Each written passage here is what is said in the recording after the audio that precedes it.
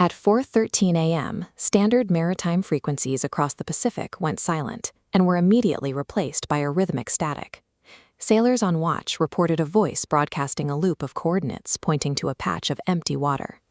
That voice belonged to a radio operator who had been declared lost at sea 3 years prior. Government hydrographic charts label this region a hazard to navigation. Merchant marines and long-haul pilots know it as the dead zone, a shifting, unpredictable expanse of dense sea fog that behaves like a solid wall. Inside this mist, standard instrumentation fails. This tactical readout illustrates the breakdown. Compass needles spin aimlessly, GPS coordinates jump thousands of miles in a second, and altimeters show a negative reading while the aircraft is clearly still airborne. While electromagnetic interference might explain the hardware failure, it cannot account for the audio. Instead of the chaotic hiss of white noise, the static takes on a rhythmic texture. Experts call it attenuated feedback, but it sounds like thousands of layered human voices whispering through a blanket of water. The dead zone acts as an active, localized vacuum. Standard laws of physics and broadcasting are aggressively overwritten. The earliest recorded instance of this anomaly dates back to the summer of 1925, when a tramp steamer entered a patch of unseasonal fog.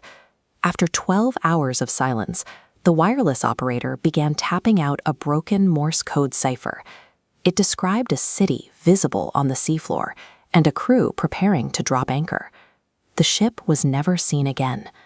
That identical Morse code message broadcasts across the emergency marine band every 10 years on the anniversary of the disappearance. Coast Guard triangulation has traced the signal to a moving point deep inside the fog bank rather than a fixed land transmitter. The hypothesis of quantum acoustic storage suggests that high salinity and magnetic anomalies in the fog create a natural tape recorder. In this model, the radio waves aren't traveling through space. They are trapped in time, bouncing off the atmospheric walls of the zone indefinitely.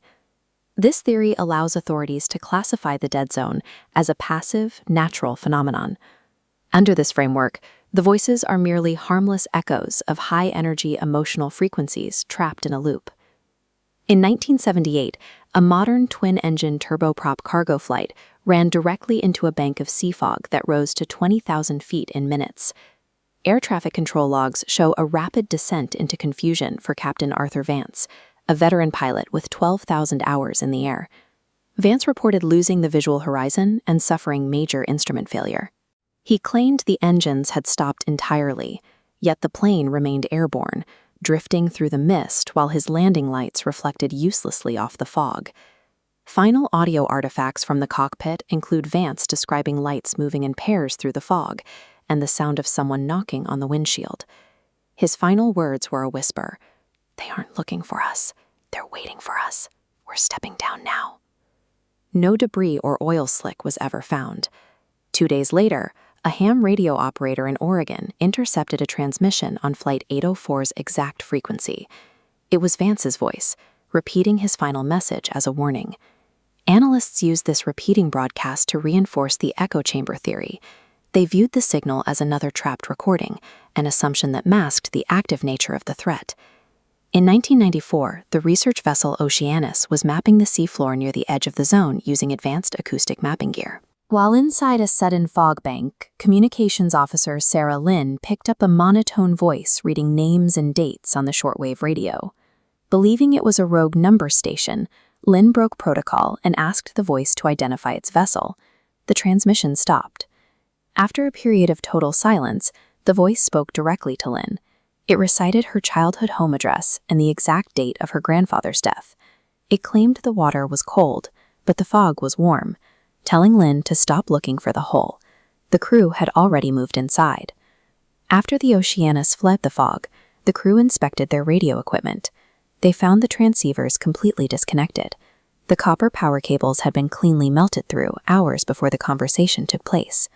The radio had no physical way to receive or transmit a signal. The dead zone functions as a conscious, predatory intelligence. It intercepts our signals, weaponizing voices of the lost to lure more ships into the mist. If you are ever on a late-night flight or a boat, and the radio static begins to take on the cadence of a human voice, do not reply. Turn the radio off.